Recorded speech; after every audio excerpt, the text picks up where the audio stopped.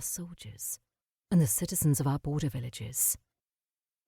I tried to make a treaty with Ista to gain them as our allies against terror laws, but they said no. To save lives, I had no choice but to give in to terror laws, to surrender. They will allow me to continue ruling under supervision if I make a grand gesture of loyalty. This is the only way, Amarilla. Don't you see? You will be saving thousands of lives by this sacrifice. He sounded as if he might be on the verge of tears, though with my brain dulled by the drug, I could not be sure. Honestly, I could barely understand what he said. I only knew that firm hands were gripping my arms, pulling me to my feet, dragging my leaden body along the palace corridors to my room. My head lolled, and my eyelids drooped as I was sponged and coiffed, dressed in a beaded gown of white satin. My tongue and lips felt thick and swollen, and though I tried to speak, the words came out as unintelligible mumblings. Someone pushed open the door to my room. The Terralonian sorcerer is here to take her. I was propped on my feet and hustled from my chambers to my father's throne room. My father stood rigid, dressed in a crisp uniform draped in medals and chains. Under the freckles I'd inherited from him, he looked a shade paler than usual.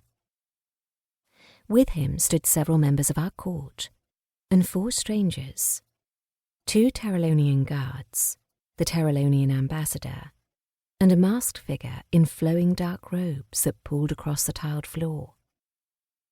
I blinked, trying to clear my head. The tea seemed to be wearing off. No. I shaped the word carefully, forced it out. My body lurched against the hands holding me, but the resistance was weak and ineffective. They have said that I can come visit you. My father's voice was a plea for forgiveness. I turned, met his eyes, and pushed out another word, full of hate and betrayal. Don't. My father stepped forward and embraced me anyway, and as he did, he whispered in my ear, "Try to uncover the source of their magic." I glared at him as he pulled away, as he made a great show of wiping his streaming eyes. Try to uncover the source of their magic. The words thrummed in my dizzy head as my guards handed me over to the Terralonian soldiers, and my trunks and satchels were piled around us.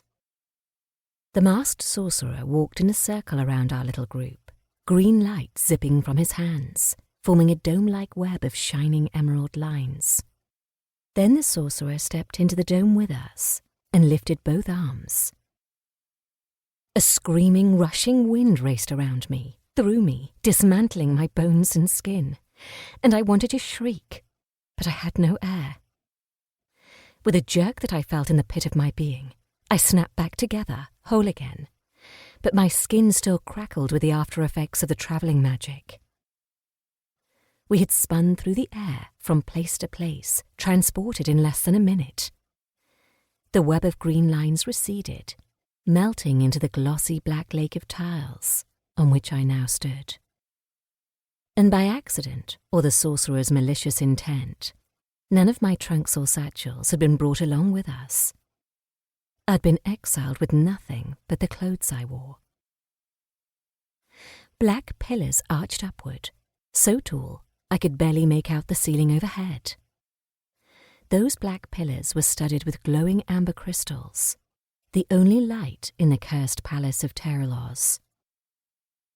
This cavernous place was to be my new home, and in a few moments I would be married to the Fiend Prince. 2. The drug my father had given me was wearing off. I only swayed a little as I walked through the vast dark halls of the cursed palace.